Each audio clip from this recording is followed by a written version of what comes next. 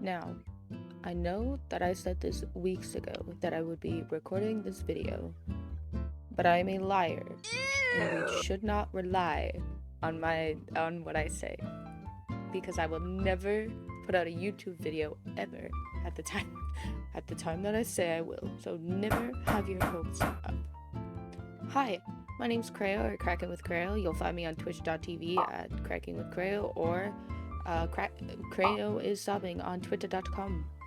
Now, I have no degree in any sort of animal biology, zoology, marine biology, but I am a lover for it, and I have a huge hyperfixation, and yes, I do go to the library to study about animal hearts, their physics, and anything I can find, basically, just because I think they're cool. Now, you may be thinking, Creo, this camera quality garbage. And you know what? You're right. I record off a garbage potato laptop, okay? We gotta make do what we got to make do. I am a broke person. I am a broke ass bitch. Okay?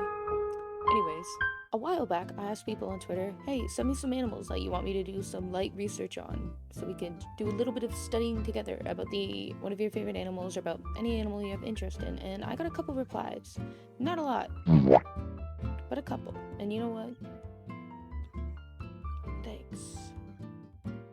Anyways, for today's video, I decided we were going to focus on the black swan. Black swans are also known as Signiatratus. They are exactly what they sound like. They are quite literally a black swan. These swans are black with a red bill, although they do have a white tip at the end of their bill. They kind of just are reverse color swans. Out of all the swan species, this one has the longest neck and makes the most of an S shape.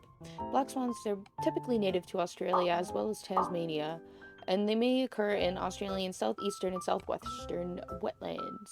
To be honest, back in the day, they're actually quite isolated. They're quite an isolated species. They didn't really see other animals that much. They're also ornamental animals, meaning that we humans, we kept them as pets and to look pretty before they escaped, and they started popping up in other places other than just Australia and Tasmania.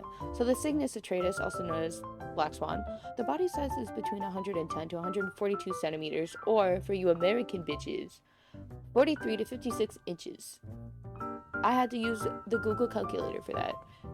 I'm not smart. Their wingspan goes up to 1.6 to 2 meters long, or 5.6 to 6.6 feet long. Now, as we all know, there's more than one type of swan. So swans are of the genus Cygnus family, which is basically just a fancier way of saying swan family. I don't ask me. I'm kind of the sciencey expert, but I'm not like the sciencey expert. I still have to go to college for it. The swans that are related to the black swan are the trumpeter swan, the tundra swan, the whooper swan, which personally my favorite kind of name for it, the black-necked swan, and the mute swan, which is one of the most common swans that we see in most media or photos. It's the classic white swan that you see all the time. Unlike other swans, black swans actually have one of the weakest immune systems due to the fact that they lived in human capacity for many, many years. Unlike other swans, the black swans actually have the weakest immune system out of the entire swan species that I know of. This is most likely due to the fact that they lived in captivity by humans up until the 1800s. The black swan lacks a TLR7 gene. Basically, if you don't know what that is, because I had to do a lot of research to figure out what the fuck this was. The TLR7 gene is basically a gene that is responsible to take action against foreign viruses. Basically, let's say if I were a mute swan, the classic white swan, let's say if I get avian flu, I would be able to fight it off. But the black swan, for some reason, that gene in them is dormant, so they can't fight it off. So they are actually more susceptible to dying off from the avian flu than any other swan. Some fun facts: a big group of black swans is also known as a bank, but when they fly in a group, it's called a rudge, which is really funny to me, because like bank makes sense. They make a little bank in the river, like a river bank. wedge in the sky?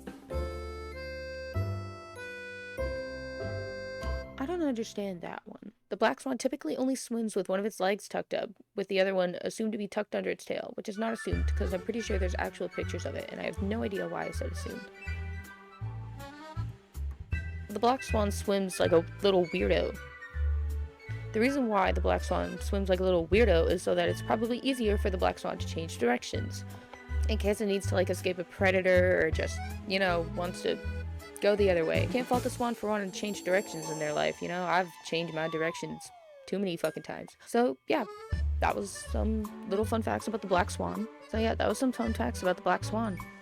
Anyways, black swans are also not endangered, although please don't go searching for them or going into their territory.